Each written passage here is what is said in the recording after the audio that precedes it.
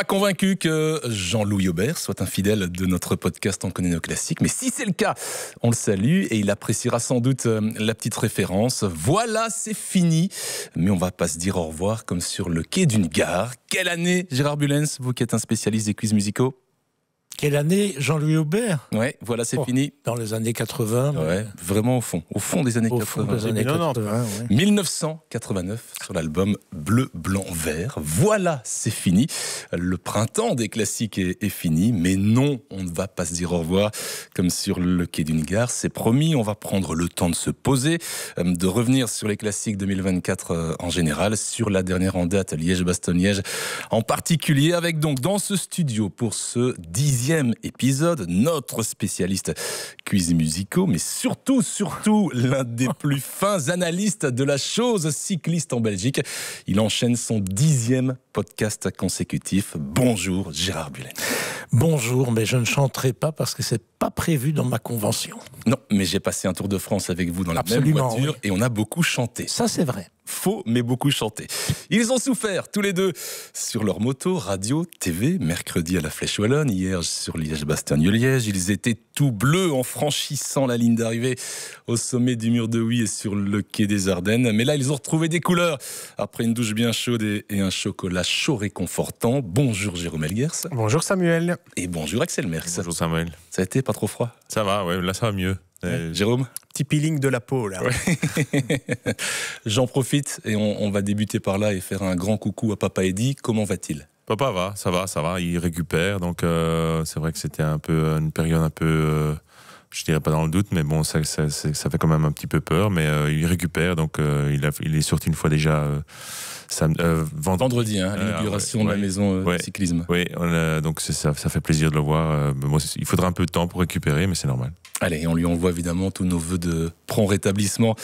Eddy Merckx, le papa d'Axel, évidemment, pour celles et ceux qui découvriraient le monde cycliste. Mais je pense que tout le monde a bien compris la filiation entre Axel et Eddy. Et puis le dernier débatteur du jour, il est loin de nous ce lundi.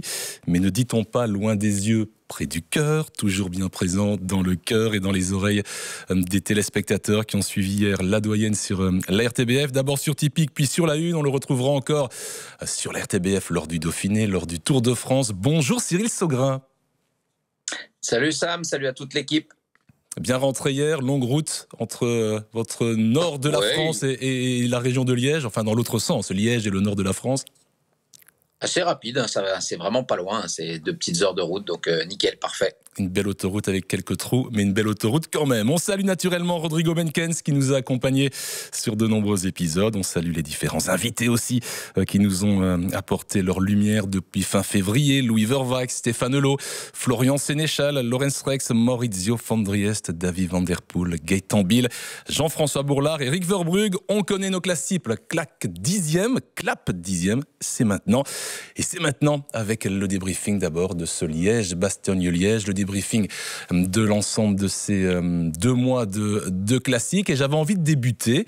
Vous avez tous les 4 reçu vos devoirs à effectuer avant de rentrer en studio. Débuter par une image, par un moment, par un fait de course, par un coureur, par une victoire, par une défaite. Quelque chose qui vous a particulièrement marqué sur ce printemps des classiques qui a donc débuté au Newsblatt fin février, qui s'est achevé hier à Liège-Bastogne-Liège. Je vais d'abord donner la parole, c'était convenu, clin d'œil, à Axel Merckx. Oui, bon, moi j'ai un peu forcé la main, hein, parce que moi j'ai choisi Jasper Philipsen qui gagne son premier monument. Non seulement parce que c'est son premier monument, la manière dont il la gagne, mais surtout l'aide que Mathieu Van Der Poel a fait et l'esprit d'équipe qui règne dans cette équipe alpecin de Koenig. Qui a démontré justement que ces deux-là sont quand même très bien soudés. Gagner une classique, c'est pas facile. Gagner Milan-San Remo, c'est encore plus difficile, je pense. Et bon, chapeau à lui, et ça m'a fait évidemment énormément plaisir parce qu'il est quand même passé par chez nous. C'est évidemment le pourquoi principal de ce choix de Jasper Philipsen, évidemment vainqueur à Milan-San Remo. Il avait peur que quelqu'un lui chipe l'idée, donc ouais, c'est bien de le mettre en avant. Il fallait absolument on parle beaucoup évidemment de Pogacar et Van Der Poel, mais il ne faut pas oublier ce qu'a fait Jasper Philipsen, hein, qui est 2e à Roubaix aussi quand même. Jérôme, la 2e fois. Moi j'ai choisi un mot, hommage encore à David Oudrey, mais j'ai choisi le mot écart parce que je trouve qu'il y a eu énormément d'écart d'écart d'abord entre le niveau des coureurs. On a vraiment vu Van der Poel et Pogačar presque 2 tons au-dessus des autres, 2 voire 3 tons au-dessus des autres. Et puis écart aussi parce qu'on a vu beaucoup d'arrivées en solitaire avec Pogačar et Van der Poel, et avec un écart quand même assez important sur les autres, particulièrement à Roubaix où il y avait 3 minutes d'écart entre Van der Poel et Philipsen. Donc voilà, je trouve que ce mot écart résumait bien le printemps des classiques. Hier encore, il y avait un bel écart entre Pogačar qui a eu le temps de profiter sur la ligne. Gérard Bulens, votre moment, votre nom, votre course, on vous écoute. Je vais dire simplement l'interview de Mathieu Van der Poel hier après l'arrivée. Je pense que cette interview est faite d'ailleurs par Jérôme, avec son caractère souriant. Il est battu. En fait, il ne cherche pas d'excuses comme d'autres en auraient cherché à cause de la chute. Il dit oui, ça nous a coûté des forces, mais c'est comme ça. Et quand on lui demande s'il va battre Pogačar un jour avec un grand sourire, il dit je pense que non. Franchement, réagir comme ça, c'est un modèle, le deuxième modèle à côté de lui, et les trois d'ailleurs, c'est ce qui m'a frappé un peu comme Jean-Luc Van den Broek, c'est le sourire de ces trois garçons sur le podium. Souvent, quand on est battu, on est déçu.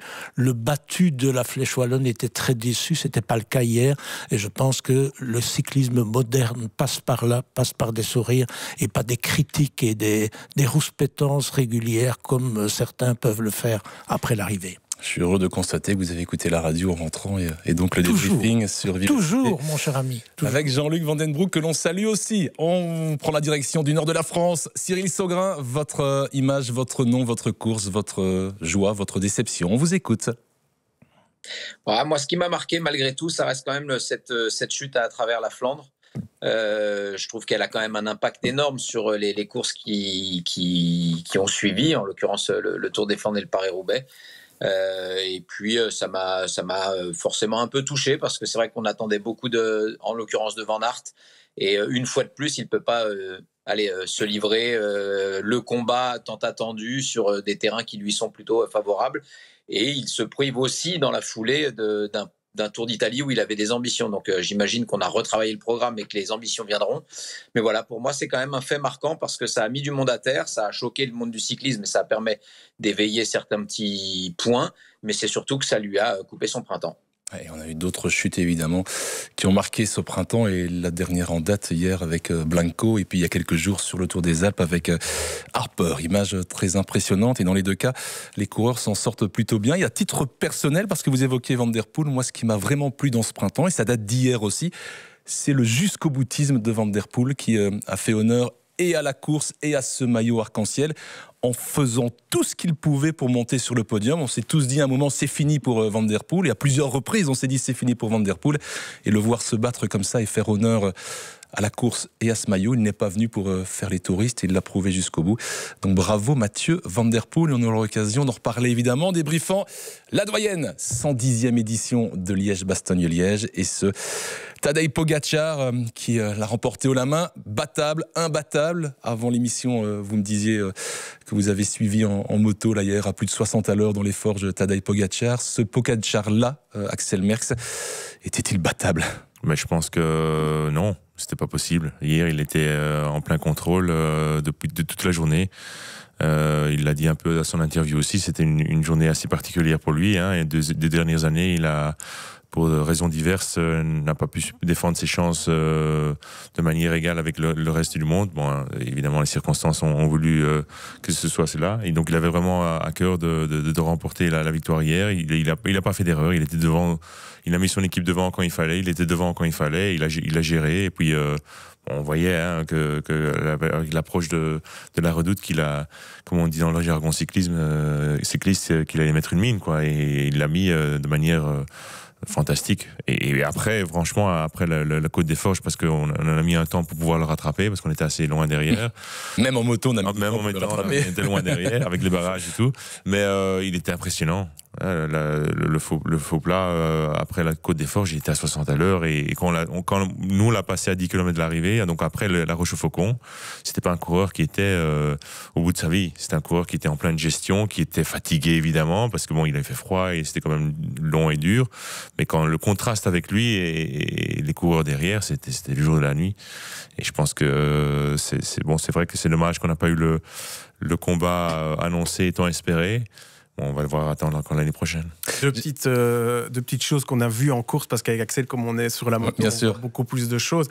Pour revenir sur Pogačar, au début de la course, dans ses portes bidons, il avait 2 gourdes, une gourde remplie d'eau, et alors une autre gourde qui était coupée sur le dessus, il n'y avait pas le capuchon, et dedans, il y avait roulé un impair. Ils ont pris les leçons aussi, ce qui s'est passé mercredi à la Flèche, donc il est parti avec déjà son impair dans le porte-bidon, je trouvais ça très malin. Et puis, c'est le dernier coureur qui a enlevé ses vêtements, qui s'est découvert durant la course. Voilà, tout ça, c'est très intelligent. Le MacGyver du vélo. Ouais, et ça démontre à quel point sa course a été parfaite, en fait. Vous aussi, vous avez, je vais employer un mot de jeune, mais kiffé derrière Pogačar. À un moment, en direct en radio, vous étiez, j'ai senti, c'est de la radio, mais des étoiles dans vos yeux. Ouais, mais comme le dit Axel, dans la descente à Esneux, avant d'aller chercher la Roche au Faucon, on était juste derrière lui. Et déjà, il bouge pas sur son vélo. Tout est bien gainé, un peu comme on a pu le voir avec Van der Poel sur Paris-Roubaix. Les trajectoires étaient parfaites. Enfin, c'était très esthétique et très impressionnant, c'est clair.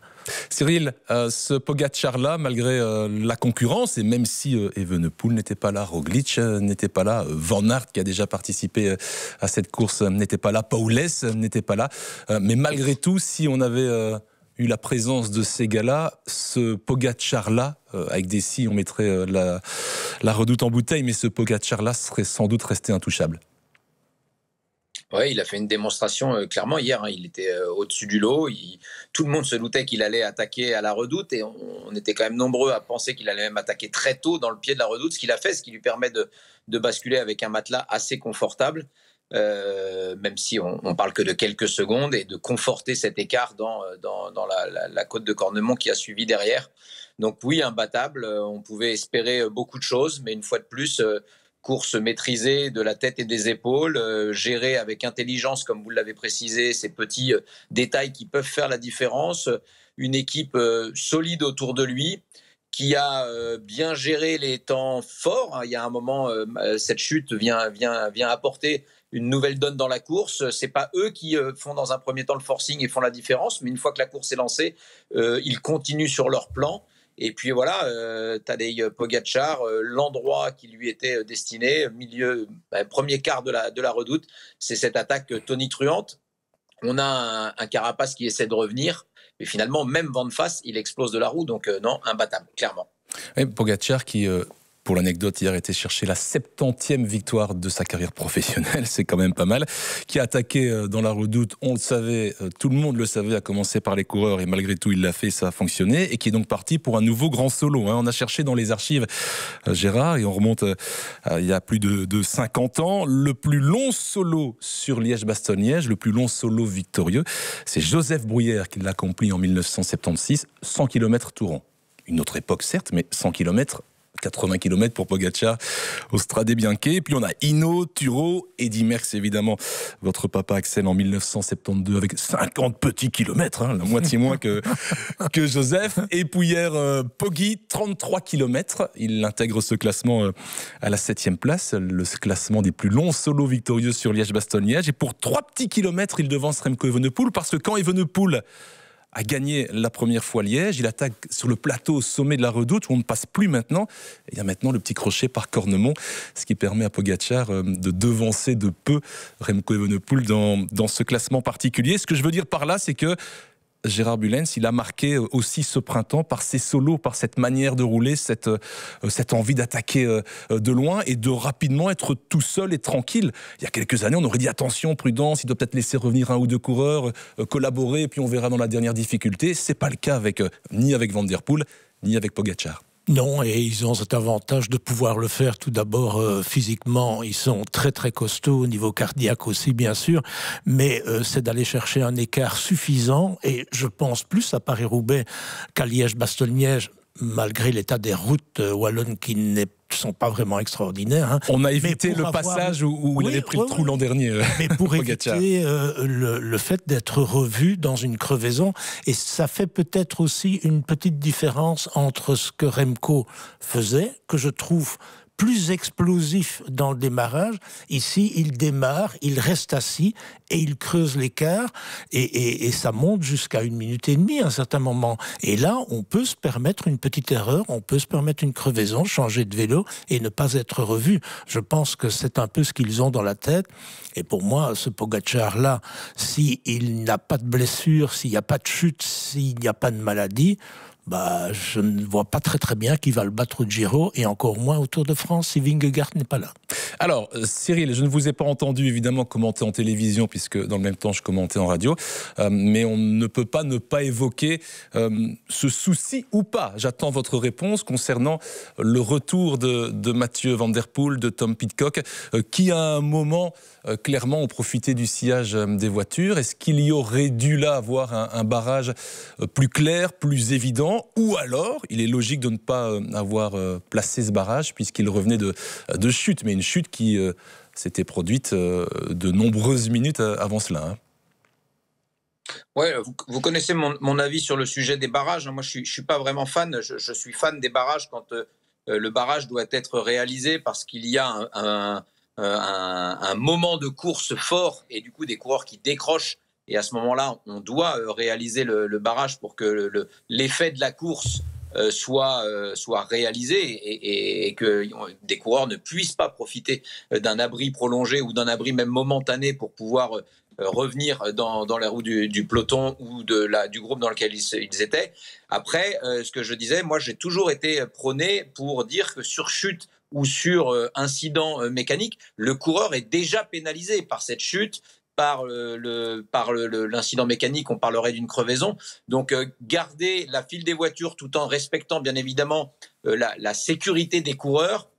Moi, je ne suis pas outré par ce genre d'attitude. Et je pense qu'hier, les commissaires ont fait le job qu'il fallait parce qu'il faut aussi être en mesure de couvrir ce qui pourrait se passer devant pour pas avoir un coureur qui est devant qui va être dépanné à Tartaouine là-bas derrière. Donc, non, pas gêné. On a vu ces images. Le seul petit moment où on peut se poser un petit peu la question, c'est peut-être les 150-200 derniers mètres qui restent à boucher, où finalement on se rend compte qu'il y a la voiture Bahreïn qui fait un petit effort pour ramener les coureurs, mais on est déjà un peu dans la file des voitures. Vraiment, ça n'aurait peut-être que retardé le truc, ça n'aurait que retardé le retour de ce groupe dans lequel figurait Mathieu Van Der Poel et non pas Pidcock qui était un tout petit peu devant de mémoire. Mais voilà, pour moi, c'est la course et je pense que les coureurs qui ont déjà été gênés par cette chute ont déjà subi un effort relativement conséquent parce que la poursuite, elle n'a pas duré 5 bornes. Hein. Ils se sont quand même mis une bonne peignée pour revenir au contact du peloton.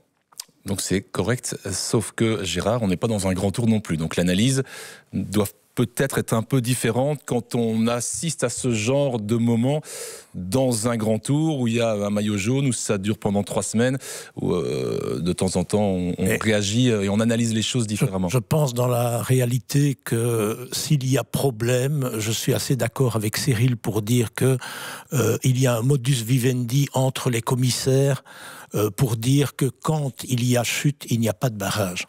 Malheureusement, ça n'est pas écrit, repris. Ça. Est-ce que c'est non, écrit? Ça n'est pas repris textuellement dans le règlement et donc on a en général 2 poids, 2 mesures. Moi, je n'ai rien trouvé d'irrégulier hier, sinon que cette chute avec des favoris derrière a permis de montrer en télévision la bagarre qu'il y a parfois entre les voitures, les motos, les coureurs qui ont une crevaison, des coureurs qui attaquent en tête de peloton et c'est très très difficile pour les commissaires.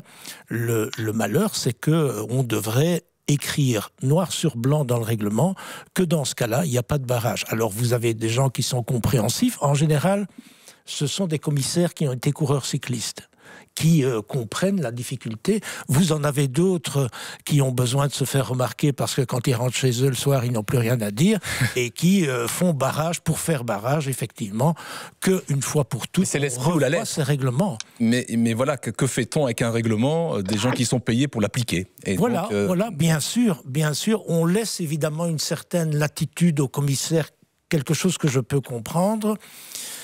Mais malheureusement, il y a des choses qui doivent être écrites noir sur blanc, et la latitude que l'on laisse à certains, on en discutait avec Axel avant l'émission, l'arbitrage aujourd'hui avec le VAR, excusez-moi, mais ça n'a rien apporté du tout, et on sent qu'il y a des décisions plus hautes qui sont prises, et des choses qui sont inexplicables. Alors ici, il suffit de reprendre le règlement et d'écrire une ligne. Quand il y a chute, on ne fait pas de barrage avec les voitures. C'est Cyril Saugrain qui l'a proposé. Je suis d'accord avec lui. On va changer le règlement d'ici. C'est jamais simple, hein, cette zone de la haute levée. Et particulièrement ici, puisque le peloton était morcelé à cause de cette chute. Et franchement, moi j'y étais, c'était la pagaille. Hein. C'était vraiment la pagaille. Il y avait des véhicules d'équipe, il y avait des motos, il y avait. Et puis il faut faire le tri aussi quand on est commissaire. Voilà. Qui a été concerné par cette chute et qui a lâché à la pédale? Et ce qui s'est passé en fait, c'est que le régulateur ASO a d'abord fait signe à la voiture Emirates qui voulait passer s'il y avait un problème avec Pogačar et ses équipiers à l'avant.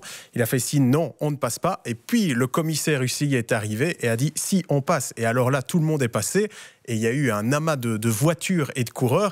Et là où je trouve que c'est juste problématique, c'est que le groupe Pidcock et Van Zevenant n'a pas profité des voitures et eux sont rentrés à la pédale avec vent de face, alors que derrière, le groupe Van Der Poel avec les Bahreïn était vraiment caché par la voiture Bahreïn. Donc là, il y a juste un petit souci d'équilibre entre les deux groupes. Mais c'était une belle pagaille à ce moment-là dans la course, franchement. Plus largement, Axel, à la base, il y avait une erreur de Van Der Poel qui, à ce moment-là, est sans doute un peu trop loin. Oui, c'est clair. Bon, facile à dire. Hein. Facile à dire. Moi, juste avant, on le voit donner ses jambières à Riesebeek, je pense, pour que Riesebeek descende à la voiture. Et ce n'est pas Van Der Poel qui est descendu à la voiture, mais c'est vrai qu'il était quand même loin. Oui, la chute n'était pas vraiment tout à fait derrière non plus. Mais enfin, il était quand même pas aux avant-postes quand on connaît un peu la région et qu'on sait qu'on n'est pas loin de One et qu'il faut absolument être devant pour justement pas se faire piéger par l'une ou l'autre chose. C'est une erreur, mais je voudrais revenir un peu sur ce que Jérôme a dit aussi. Je pense qu'il y avait un petit peu, je sais pas ton expérience était, mais entre le régulateur et le commissaire UCI, je pense qu'ils s'accordaient pas trop bien. Ah ouais, non, il y a eu des soucis. Un coup, le régulateur il bloquait tout et le commissaire UCI, qui à mon avis a fait un travail exceptionnel, a dit non, c'est pas un fait de course, c'est un incident mécanique. Mais qui est le patron? Et en plus, normalement c'est l'UCI. C'est l'UCI. Donc le régulateur doit obéir. Au moment où le commissaire arrive, le régulateur n'a plus rien à dire. Et c'était, pour moi, c'est en plus sur la période entre One et le sommet de la haute levée, que vous ayez des voitures ou pas, ça va pas faire grand chose comme différence. Franchement, ça fait pas grand-chose comme différence. Le seul moment, c'est au pied de la haute levée, parce qu'il y avait le vent contre. Là, ça faisait une différence. Mais on n'était pas sur des longs tronçons bout droit. Constamment, dans les petites routes, il y avait des coureurs partout, les voitures passaient pas. C'était impossible de passer pour les voitures, en plus.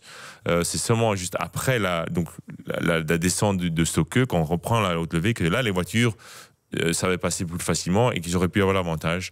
Mais à ce moment-là, Pidcock et Van Zevenant avaient déjà essayé de faire le saut à eux tout seuls. Ils n'ont pas eu beaucoup d'avantages dans ce cœur en étant dans les voitures, bien au contraire. Mais il y a une belle mise au point entre le commissaire UCI et ASO avec le régulateur et puis aussi pendant la course ou après? Avec les voitures rouges. Non, pendant la course. On a vu qu'il justifiait sa décision et voilà, il y a eu une mise au point. Ouais, c'est intéressant, tout ce qu'on ne voit pas quand on commente et ce qu'on peut apprendre avec les gars qui étaient sur la moto. Ce serait très intéressant de le montrer parce que aussi bien Axel que moi-même, quand on est dans une voiture, on est appelé par un coureur. À ce moment-là, c'est la guerre. Il faut passer. On ne tient pas compte des autres ni des motos. Évidemment, il y a la sécurité. On ne va pas renverser une moto. On ne va pas mettre une voiture au fossé. Mais il faut passer parce que le coureur, quand vous arrivez tard, il est excessivement nerveux et on peut le comprendre, en fait. Et donc, c'est ça. C'est la guerre, en fait. Et dans cette zone-là, il y a des coureurs qui veulent remettre leurs vêtements, il y a des coureurs qui ont besoin de ravitaillement, il y a un coureur qui a crevé, il y a une attaque de vent. C'est très, très difficile à gérer. Et chez nous, en tant que responsable d'une équipe, on n'a qu'une idée, c'est de dépanner notre coureur. Hein. Les autres ne comptent pas, en fait. Merci beaucoup, parce que l'on a bien débattu d'un sujet finalement sur lequel tout le monde est d'accord. Il ne fallait pas faire barrage suite à cette chute à 98 km de l'arrivée. On était quand même encore très loin de Liège et on a vu effectivement... Oui. Et à la décharge de Mathieu, si vous devez enlever vos jambières, il vaut mieux le faire derrière. Le peloton, c'est quand même un gros risque. Hein.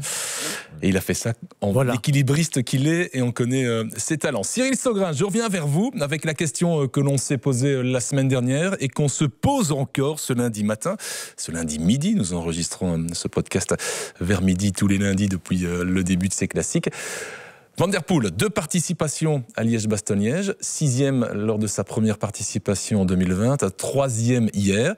Même si à l'interview au micro de Jérôme, il a expliqué son admiration pour Pogačar, qu'il considère un peu comme imbattable sur ce parcours-là. Est-ce que Van der Poel, un jour, peut gagner Liège-Bastogne-Liège? Moi, j'ai le sentiment que oui, mais c'est un sentiment personnel. Je vous écoute, Cyril.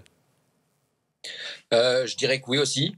Comme il l'a très bien dit au tout début, ou je ne sais plus quel moment de l'interview, il est clair que si c'est vraiment un objectif qu'il se fait, hein, c'est-à-dire d'aller remporter tous les monuments, et il faudra passer par Liège-Bastogne-Liège, il est fort probable qu'il doive apporter quelques modifications à sa préparation, peut-être à ce moment-là donner un petit peu moins d'importance aux Flandriennes, parce que la préparation doit être tout autre. On ne va pas chercher la même explosivité, il aura peut-être besoin de s'affûter encore un petit peu plus. On sait qu'il n'est pas sur ses qualités premières. Pour un mec qui n'est pas sur ses qualités premières, c'est 6 et 3 à Liège, ça veut dire que quand même, il y a possibilité de le faire.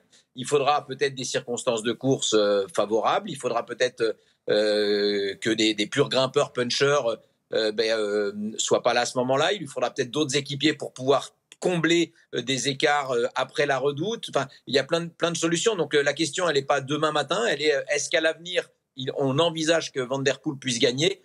Quand on a son talent, je pense que oui. Alors, je vais faire un tour de table. Je veux juste un oui ou un non. Hein. Pas peut-être, je ne sais pas.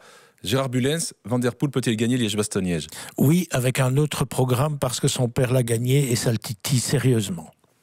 Axel? Moi, j'ai dit non. Ah, là par contre, je veux bien l'explication. Non, parce que aussi longtemps que vous aurez des coureurs comme Pogačar et Evenepoel qui sont en dessous des 70 kilos, dans une course de ce calibre, c'est très difficile de les suivre dans la Redoute, dans la succession des bosses. Bon, il faut imaginer que tout se mette bien, l'absence pour évidemment. Si on se retrouve dans une situation dans laquelle il y a la neige, la pluie, le froid, comme on avait à la Flèche Wallonne, je pense que là c'est possible. Mais si vous me posez la question intrinsèquement, je pense que c'est aussi longtemps qu'il y aura des coureurs comme eux, au départ, ce sera très difficile pour lui de la gagner. Jérôme? Moi, je dis oui, en majuscule. Il y a quand même un gars qui est minoritaire ici. On ne sait jamais ce qui peut se passer. Enfin, c'était un autre parcours, mais Simon Gerrans a gagné Liège-Bastogne-Liège. Qui ne nous dit pas que dans les prochaines années, on va changer le parcours c'est tellement aléatoire quand on voit encore ce qui s'est passé sur ce printemps cycliste avec les chutes de Van Aert, de Stuyven, les chutes au Pays Basque. Il peut tomber sur une année où ça va bien se mettre pour lui, mais par contre c'est clair qu'il devra faire un changement de programme, il devra perdre du poids, mais il est quand même pas très lourd non plus, Van der Poel. Je pense qu'avec le talent qu'il a, s'il se prépare pour ça, oui, il peut le gagner. Mais pas en battant Pogačar. Ça, je suis d'accord. C'est ça que je veux dire. Ça, je suis d'accord. On regarde purement en ayant tous les coureurs au départ qui ont l'ambition d'être à Liège-Bastogne-Liège. Alors là, je suis d'accord. On a Remco, on a Pogačar, on a Roglic, on a tous les grimpeurs en fait du Tour de France qui pourraient être là. On ne sait pas, peut-être. Vingegaard va peut-être venir. Peut-être aussi venir une année, c'est possible aussi. Et Ayuso Conti n'était pas là, par exemple, hier. Tu te bats à 75 kilos, 76 kilos contre des coureurs comme ça. C'est possible parce que Van der Poel est surhumain, mais intrinsèquement, moi je dis que c'est pas possible. Gérard. Et puis pour terminer sur une note souriante, imaginez on sourit tout le temps pendant que Léo Van Vliet, qui n'aura plus l'Amstel, reprenne Liège-Bastogne-Liège. Tout est possible. Léo Van Vliet qui sera quand même encore l'an prochain, je pense, à la tête de l'Amstel avant de passer définitivement la main au responsable de Flanders Classic. Voilà pour ces réponses très claires et très argumentées, très charpentées concernant l'avenir de Van der Poel sur Liège-Bastogne-Liège. Je voulais aussi, parce qu'il nous a tous touchés quelque part, évoquer le deuxième, qui est un deuxième magnifique, c'est Romain Bardet, qui en était à ça, j'ai noté, sa 10e participation sur Liège-Bastogne-Liège, son 8e top 15. deuxième sa meilleure performance et intrinsèquement, dans l'absolu, sa meilleure performance dans un monument. Lui qui disputait son 23e monument. Je donne des chiffres, mais effectivement, à 33 ans, on voyait bien qu'il y avait une sorte d'aboutissement pour lui. Et à défaut de gagner, on a vu un deuxième, Axel, qui nous donnait cette impression d'avoir gagné tellement il était ému et content. Ouais, le parcours de Romain Bardet est un peu atypique aussi. Hein. Je pense c'était un coureur qui était censé gagner le Tour de France. C'est vrai que Liège-Bastogne-Liège, c'est la course qui le convient le mieux. Mais sur les courses d'un jour, c'est un peu plus compliqué. Puis il a changé d'équipe, hein, une équipe qui était complètement différente dans l'équipe qui se retrouvait auparavant. Donc c'était un grand changement, mais de le voir devant comme ça dans la finale hier et de faire une prestation comme celle-là, c'est chapeau, parce que ce type, il a une persévérance infaillible. Je pense qu'il a eu beaucoup de pépins physiques aussi, des difficultés, des moments difficiles dans sa carrière, et à chaque fois il a repris son courage de main, il est revenu, il s'est battu. Il a été un peu noirci aussi, hein, en France aussi, hein, il était oublié, la nouvelle génération est là, lui il était plus bon à rien, presque, hein, d'une certaine presse, et lui il a continué à croire en lui et continuer son bonhomme de chemin, et ça fait quand même énormément plaisir de le revoir sur le podium, de le voir sur le podium à Liège-Bastogne-Liège. À l'interview, Jérôme, vous y étiez là aussi, à l'interview des 3 premiers. On a aussi un Bardet très admiratif vis-à-vis de Van der Poel, vis-à-vis de Pogačar, le vainqueur, comme il l'était l'an dernier, souvenez-vous, sur la 16e étape de la Vuelta, lorsqu'il avait accompagné un long moment Evenepoel avant d'être lâché. Il avait terminé 2e ce jour-là de l'étape, derrière Remco, avec des étoiles dans les yeux, d'avoir pu rouler. Quel bonheur d'avoir pu rouler à côté de Remco Evenepoel, qui était en champion du monde. Il avait déjà perdu son maillot à ce moment-là. Mais effectivement, le champion de Belgique et ancien champion du monde. C'est énorme d'avoir un gars de 33 ans qui pourrait finalement regarder la nouvelle génération de façon un peu condescendante et qui en fait est admiratif. Oui, c'est jamais facile d'interroger un deuxième de course. Hein. D'ailleurs, la première question, vous l'avez fait pleurer, hein. Faire une question ouverte, d'essayer de capter un petit peu le feeling et le sentiment, parce que il y a ceux qui sont contents d'être deuxième, surtout derrière un Pogačar qui était intouchable, mais il y a ceux qui ont des regrets aussi, et donc il faut pouvoir sentir ça au début de l'interview. Là, j'ai vite compris qu'il était plutôt dans le plaisir, et en fait, depuis qu'il a réorienté sa carrière, qu'il a changé d'équipe et qu'il s'est dit, ben voilà, un classement général du Grand Tour, dans les Grands Tours, j'oublie. Je gagnerai jamais le Tour de France, je gagnerai jamais un Giro. J'ai l'impression qu'en fait, il est plus dans une fin de carrière plaisir et qui prend vraiment plaisir sur toutes les courses. Et peut-être que c'est ça aussi qui l'amène à faire d'excellents résultats ici sur sa fin de carrière. Et je voulais aussi isoler un post sur les réseaux sociaux du compte humoristique Dans la Musette, et qui expliquait quand même qu'il a fait 2e du Tour derrière Froome, il a fait 2e d'un championnat du monde derrière Valverde, il fait 2e d'un Liège-Bastogne-Liège derrière Pogačar.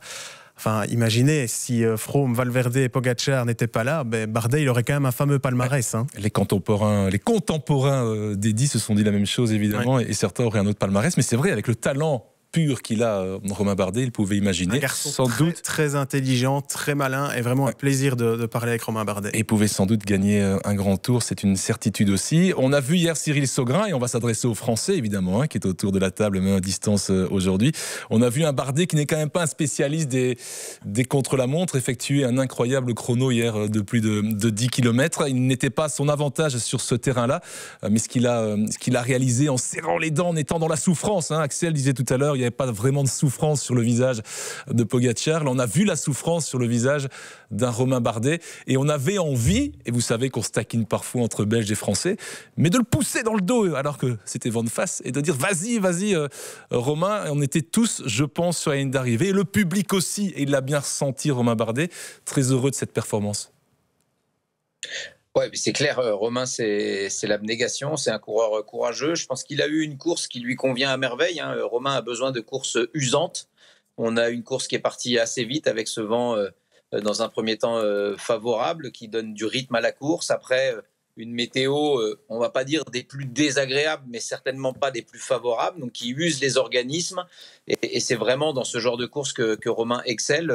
N'oublions pas, hein, sur le Tour de France, il a toujours été chercher ses podiums ou ses victoires dans des journées assez difficiles, où il cherchait la bagarre, où tout le monde est à la rupture. Et hier, c'est ce qu'il a une fois de plus démontré. Moi, j'admire ce coureur qui, comme l'a dit Axel, hein, la nouvelle génération est là. Et puis finalement, lui, il sait qu'il est conscient de ses qualités. Il sait qu'avec le travail, eh bien, on arrive toujours. Et il a changé d'équipe, ce qui n'est pas évident à son âge. de repartir dans une nouvelle équipe avec un nouveau projet. Et là, il réalise quand même un exploit parce que c'est vraiment à la pédale et au courage qu'il hier, il est allé chercher dans la Roche-au-Faucon ces quelques secondes. N'oublions pas, en haut de la Roche-au-Faucon, il y a peut-être, pendant un moment, il y a 5 secondes, 6 secondes sur l'attaque de Van Gils. Donc, il ne s'est jamais relevé, il est resté focus sur son objectif et il va chercher une superbe deuxième place. Et je relève que vous avez tous bien relevé que Bardet avait déjà fait un podium sur le Tour et un podium dans des championnats du monde. Donc, voilà, c'est quand même un sacré coureur et je me réjouis pour lui d'être allé chercher ce podium parce que finalement, outre la deuxième place, la photo, elle est quand même juste extraordinaire entre Pogačar et Mathieu Van Der Poel. C'était la plus belle place du jour. Alors, on va dire non, la plus belle place, ça aurait été de gagner, mais était-ce possible? Donc la place de 2, elle est quand même juste extra. Romain Bardet qui a même réalisé 2 podiums sur le Tour de France, deuxième en 2016 et troisième en 2017 après avoir sauvé sa place sur le podium, souvenez-vous, pour une petite seconde face à Landa lors du contre-la-montre qui débutait et qui s'achevait dans le stade Vélodrome de l'OM à Marseille. C'était pas prévu parce que vous avez reçu la conduite, mais il y a une petite surprise. Je veux connaître... Ne faites pas des grands yeux, Axel, il n'y a rien de très compliqué. Mais je voudrais vous entendre, de nouveau en un mot ou en un nom, qui de Pogačar ou de Van Der Poel est l'homme des classiques. Et si vous avez un troisième nom, je suis prêt à l'entendre, mais je serai quand même surpris. Jérôme, Pogačar ? Pogačar, parce que pour moi, c'est le meilleur coureur du monde, pour l'instant. Et ce qui me fait dire ça, c'est que Pogačar a réussi à venir battre Van Der Poel sur son terrain, sur un Tour des Flandres où ils étaient tous les deux à armes égales. Pogačar a battu Van Der Poel sur les pavés et Van Der Poel n'a pas encore battu Pogačar sur son terrain. Axel ? C'est pas évident. Moi, je vais prendre Van Der Poel. Parce qu'avec le meilleur champion du monde, c'est comme une pression supplémentaire. De faire ce qu'il a fait... Bon, on sait très bien que les circonstances, Van Aert n'était pas là, mais je pense qu'il n'y avait vraiment rien à faire sur un Van Der Poel cette année-ci. On l'a déjà vu au cyclocross cet hiver, qu'il était au-dessus du lot. Les absents ont tort. Les absents ont tort. Et ce qu'il a fait au Tour des Flandres, ce qu'il a fait au Paris-Roubaix, ce qu'il a fait au Milan-San Remo, ce qu'il refait encore à Liège-Bastogne-Liège, c'est quand même 4 monuments au début de saison où il fait minimum 3e. C'est quand même remarquable avec un maillot de champion du monde. Franchement, en tant que fan de cyclisme, on peut pas rêver mieux. On peut pas rêver d'un champion du monde meilleur et mieux que Van Der Poel. Vainqueur du Tour des Flandres et de Paris-Roubaix avec le maillot de champion du monde et du Grand Prix de l'E3. Quelqu'un d'autre avait réalisé des choses similaires dans le passé. Eddy Merckx, vainqueur en 75, notamment de San Remo, du Rand, de l'Amstel, de Liège-Bastogne-Liège avec le maillot arc-en-ciel, 2e à Roubaix, 3e à la Flèche cette année-là. Gérard Bullens, Poggi, alors je connais la réponse, il me regarde déjà avec des grands yeux. Poggi ou Van Der Poel? Mais je ne peux pas choisir. Ernesto. Vous me demandez de choisir entre mon dada, le cyclocross, et mon père spirituel, Ernesto. Je les mets tous les deux il n'y a pas de choix. Sur une photo finish égale. C'est pas du jeu. Je pensais quand même qu'il allait dire Pogačar. Je m'attendais à ce qu'il me dise Pogačar. On m'a pas dit ça. Ah oui, mais lui, on autorise tout avec Gérard. Voilà, comme c'est le plus ancien. Cyril, Pogačar ou VDP? Van Der Poel pour les mêmes explications qu'Axel. Et si je peux me permettre de donner mon avis, vous m'autorisez? Je vous en prie. Van Der Poel pour les mêmes explications qu'Axel. Donc on n'était pas d'accord tout à l'heure, on peut l'être sur cette question-là. Allez, un dernier petit mot sur les Belges, sur ce Liège-Bastogne-Liège, et puis plus globalement sur ce printemps des classiques et des classiques ardennaises. Van Gils, 20e de l'Amstel, 3e de la Flèche, 4e de Liège. Van Sevenant, 4e de l'Amstel, abandon, mais on connaît les conditions météo sur la Flèche.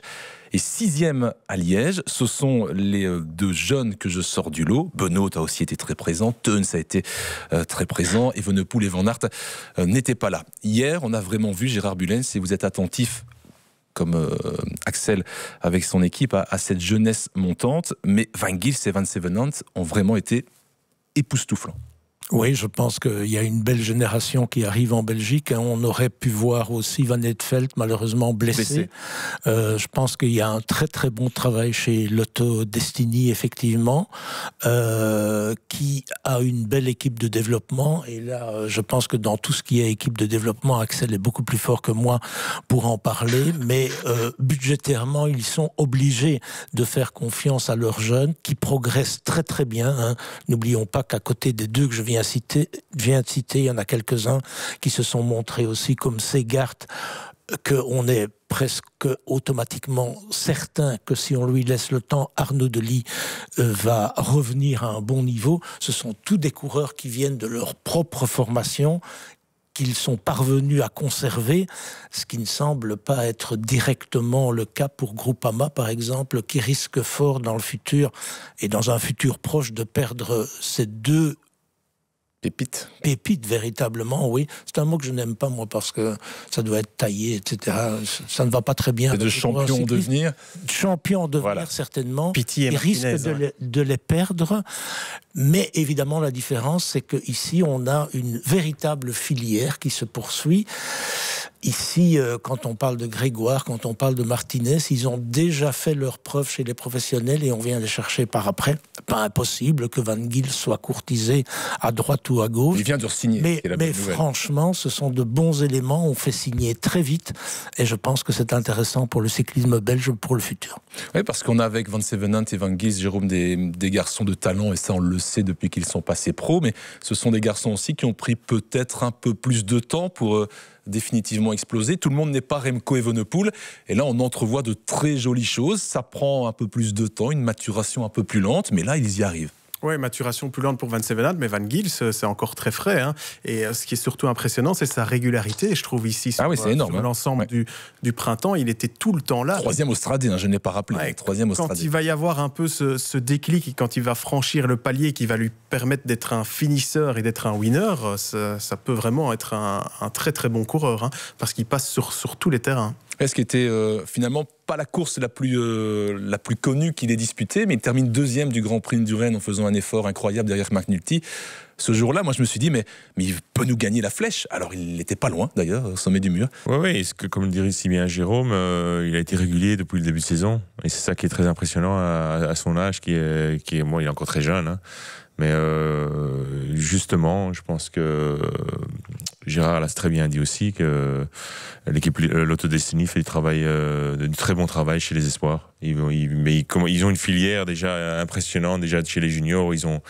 La loterie sponsorise énormément de coureurs du plus jeune âge, donc juniors, amateurs. Ils les voient venir depuis très longtemps.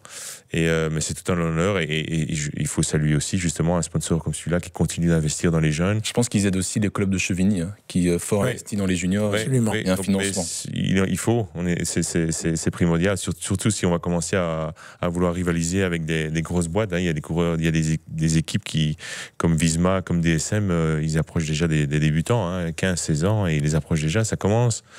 Où ça va finir, j'en sais rien. Mais je pense que chez Lotto, avec Kurt Van Wouwer, qui a fait un très très bon travail et qui continue à faire un très très bon travail justement dans ce sens, développement des jeunes coureurs.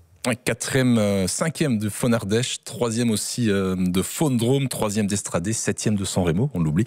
Van Gils, deuxième du Grand Prix de Rennes, et puis 20e, troisième, quatrième des trois dernières courses disputées, une régularité Faune Ardèche, ça nous amène fin février, hein, donc ça veut dire que pendant 2 mois, il a eu un pic de forme assez long. Cyril, je voulais vous entendre sur Van Gils parce que vous m'avez rappelé récemment une conversation que vous aviez eue avec Stéphane Hulot, le patron sportif de l'équipe que vous connaissez bien.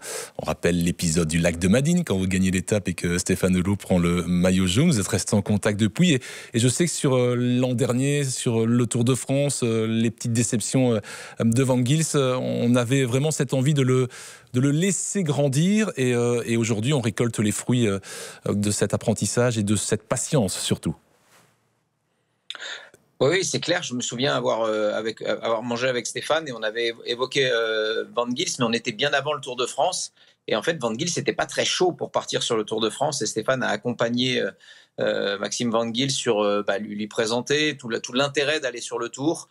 Que l'objectif n'était pas le Tour en soi pour le finir le truc, c'était de prendre de l'expérience et surtout faire grossir le moteur. Hein. On sait que c'est aussi sur des grands tours qu'on va prendre de la cylindrée supérieure. Et ça a été chose réalisée. Moi, ce que je retiens, bien outre ces résultats, c'est surtout que il y a cette constance et qui est à soulever, c'est vrai. Et il y a le fait qu'il a répondu présent aux objectifs qui lui avaient été fixés. C'est pas toujours évident quand on est jeune de se dire que, allez, les objectifs, c'est à partir de cette date-là, je suis au top. et je réponds présent avec la pression qu'il bat avec et tout ça. Et il a répondu présent. Il a même fait mieux. Il a même fait mieux, c'est quand même un petit point supplémentaire. Pardon ? Il a même fait mieux, sans doute, que ce qu'on lui avait demandé de faire. Probablement. Maxime Van Gils, donc, 4e hier. Déçu ou pas? On n'a pas croisé après la course. Moi, je n'ai pas croisé non plus. Par contre, il est allé la chercher, sa 4e place, parce que dans le sprint avec Van Zevenant, là, c'était chaud. Hein. Le sprint entre les deux Belges. Mais bon, chaud mais correct. Oui, correct. Chaud mais correct. Un mot sur le cyclisme féminin. Chaud après la ligne. Hein. Oui, quoi, après la ligne, ils se sont... Il y a eu discussion. Ah, d'accord, non, je n'ai rien vu. Finalement, le sprint est très réglo. D'accord. Mais c'est avec le jeté de vélo et le fait qu'il y ait, je pense, les journalistes ou un petit peu que ça se resserre. D'accord. Et que Van Zevenant vient toucher d'une épaule le côté. Totalement involontairement. Heureusement, personne ne tombe, personne ne se fait mal. Ok, donc il n'y a pas eu d'explication entre les deux gars, puisque le sprint était tout à fait fair play. J'avais mal interprété ou mal compris.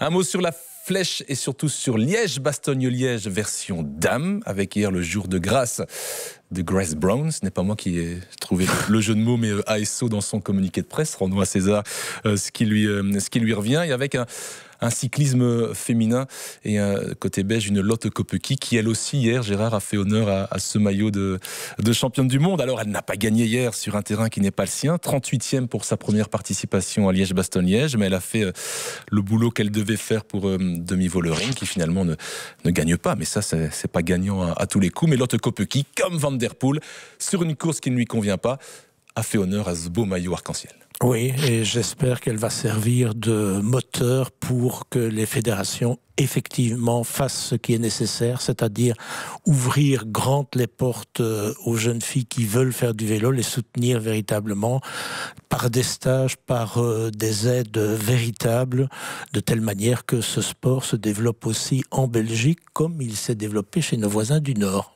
Mais j'ai reçu un petit message de Martin Weynans qui a commenté hier Liège-Bastogne-Liège avec Ludivine Henrion. On les salue tous les deux. Ils ont commenté d'ailleurs toutes les classiques féminines sur la RTBF. Martin, fin connaisseur, qui me disait: attention Samuel, parfois tu as tendance à dire qu'il n'y a que Lotte Kopecky et personne derrière. Il y a quand même Fleur Morse, il y a Laure de Skeper, Catherine de Klerk, Marit Vanhove.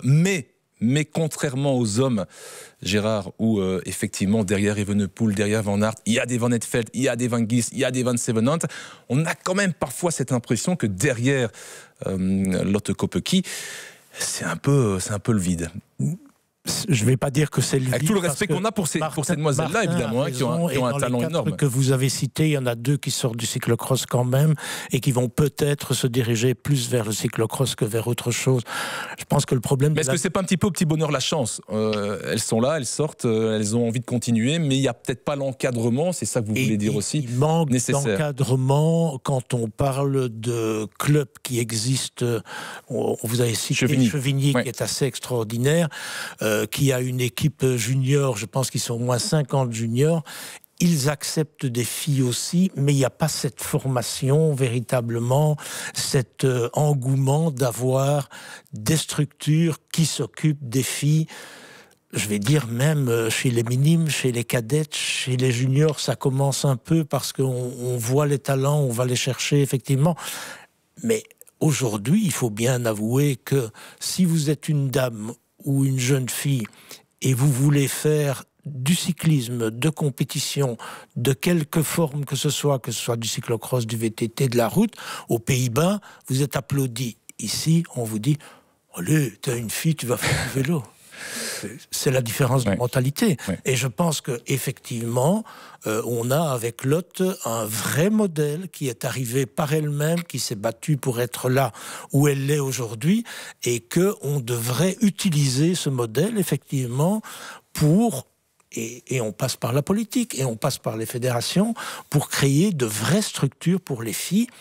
Peut-être qu'elles ne seront pas toutes de grands talents, mais plus on est de fous, plus on rit. C'est maintenant que Kopecky suscite des vocations, c'est ça, le mot m'échappait. Exactement. Donc c'est maintenant qu'effectivement, comme dit Gérard, qu'il faut mettre des structures pour encadrer les jeunes filles qui veulent faire du vélo. Et demain, officiellement, demain mardi, nous sommes lundi, je le répète, elle deviendra au classement de l'UCI première. Donc elle est championne du monde. Ça ne veut pas dire que vous êtes première au ranking, mais demain, elle prendra cette première place du ranking. Et dans l'histoire du cyclisme féminin, depuis la création de ce ranking en 2009, elle ne sera que la 10e à occuper ce premier rang, derrière des filles comme Vos, comme Van Vleuten, ou comme Anna van der Breggen, ou Demi Vollering, qui est son équipière au sein de la SD Works. Vous avez remarqué, les 4 drapeaux, ce sont les mêmes. Hein. Oui, je cherche. Longo Borghini était numéro 1 mondial aussi, l'italienne, et Guarnier qui est, je pense, américaine, si je ne dis pas de bêtises.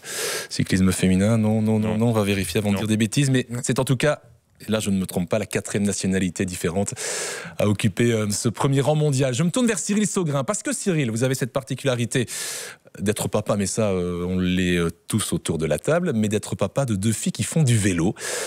Quel regard portent-elles, vos filles, sur Lotte Kopecky, justement? Elles sont françaises, vos filles, mais juste de l'autre côté de la frontière. Lotte Kopecky a livré un printemps exceptionnel. Est-ce qu'il y a de l'admiration? Est-ce qu'elle inspire aussi les cyclistes qui ne sont pas belges, comme Chloé et Lilou, pour citer le prénom de vos filles? Oui, clairement, c'est clair. Alors, c'est sûr que quand je réponds, Lilou, c'est tout récent. Elle s'est mise au vélo au mois de septembre. Donc, elle a plutôt grandi en regardant le vélo, mais elle n'a pas encore de référence et elle apprend chaque jour. Mais Chloé, qui appartient au collectif Équipe de France Route et Piste, forcément, elle a pour idole une fille comme Lotte Kopecky qui fait de la route, qui fait de la piste, qui a grandi sur la piste. Elle peut être championne du monde sur route comme championne du monde sur piste. Donc c'est vraiment l'image telle que Chloé imagine du cyclisme féminin. Il y en a forcément d'autres, mais Lotte Kopecky représente vraiment l'idole de Chloé, je pense, ouais. Allez, pour le cyclisme féminin, et on voulait le faire évidemment, ce petit chapeau et ce petit clin d'œil à Lotte Kopecky qui a réalisé effectivement un parcours parfait durant ce printemps des classiques. On ne connaît pas encore son programme exact pour la suite des opérations, mais une certitude, elle aura de grosses ambitions aux Jeux Olympiques de Paris. On fait un petit bilan de notre prono. C'est pas un petit bilan, c'est un bilan définitif de notre prono, et le grand vainqueur, il est plein d'humilité, je le vois bien, mais il sait qu'il va être félicité dans quelques instants, Jérôme Helguer. Je rappelle le classement de la Flèche Wallonne, puisqu'on avait pronostiqué la semaine dernière sur la Flèche, avec la victoire de Williams, que personne n'avait senti vraiment venir, du moins si les conditions météo avaient été classique. Vauquelin, 2e, et il a abandonné hier d'ailleurs. Vauquelin, et Van Gils, qui a terminé 4e hier, était 3e sur la Flèche Wallonne. Jérôme Helguers, un peu de panache quand même, un manque de panache sur le final, mais c'est comme ça. Vous aviez une belle avance, pas de risque. 0 points, 0 points, 0 points marqué hier, marqué mercredi dernier. Hirschi, Skjelmose, Teuns, aucun des 3 n'était sur le podium. Rodrigo, que l'on salue. Van Gils, Teuns, Buitrago, il marque 1 point, Rodrigo, puisque Van Gils, il l'avait pronostiqué sur le podium, mais à la mauvaise place. Gérard, vous aviez misé sur Ayuso, Teuns, Skjelmose, 0 points. Et Samuel n'a pas fait mieux. Teuns, Hirschi, Skjelmose, 0 points. Et donc le classement bouge, mais alors de très très peu. Samuel reste bel et bien dernier. Je parle de moi, la 3e personne, comme Alain Delon. Samuel est dernier. 4e avec 15 points. 14 points, pardon. Gérard, 15 points, 3e. Donc pour un petit point, j'échoue dans votre roue. Je suis très déçu de ne pas être dernier. Parce que je visais la lanterne rouge pour faire les critériums, et maintenant je n'aurai rien du tout. Écoutez, on partagera. Si vous négociez pour moi avec vos connaissances dans le monde cycliste, on partagera. 2e, Rodrigo avec 21 points. Et le grand vainqueur, et il n'y avait rien à gagner, et il le savait. Mais on l'applaudit, Jérôme Helguers, 27 points. Merci à Yann Tratnik. Oui, c'est vrai. Dès le premier prono m'a permis de m'envoler, parce qu'après, finalement... Vous avez cédé une fois la première place à Rodrigo. Ah oui. Et puis vous êtes repassé devant, donc... Sur 9 podcasts, sur 10 podcasts, 9 fois devant, c'est quand même pas mal. Belle régularité. Ouais. Jérôme, vous n'aviez pas participé puisque vous nous avez rejoint que 2 fois, mon cher Axel, mais je serais intéressé l'an prochain de vous faire participer et de voir ce que vous pourriez nous ramener comme point sur un tel prono. En général, point de vue pronostic, je suis jamais très fort, donc on va voir l'année prochaine. Pour avoir discuté avec Bonnen là, juste avant Paris-Roubaix, il m'expliquait faire un prono à la VRT et qu'il avait mis dans son équipe Lampart, Alaphilippe et je ne sais plus qui de l'équipe Soudal et qui s'était planté, effectivement. Donc on peut s'appeler Bonnen et se louper dans dans ses choix. C'est pas sa première erreur dans sa vie non plus. Tout le monde se loupe un peu dans les pronos, c'est le principe. Sinon, ce serait trop simple. Allez, petit clin d'œil d'Axel envers Tom. On vous salue, Tom Bonnon. Alors, on se projette pour terminer ce podcast sur ce qui nous attend. Il y a pas mal de choses qui nous attendent. Le Tour d'Italie, le Tour de France, les Jeux Olympiques, les championnats du monde. À très court terme, la Famenne Ardennes Classique que vous pourrez suivre en direct sur la RTBF en télévision. Et le retour annoncé, même s'il n'est pas encore confirmé, le retour annoncé d'Arnaud Delis.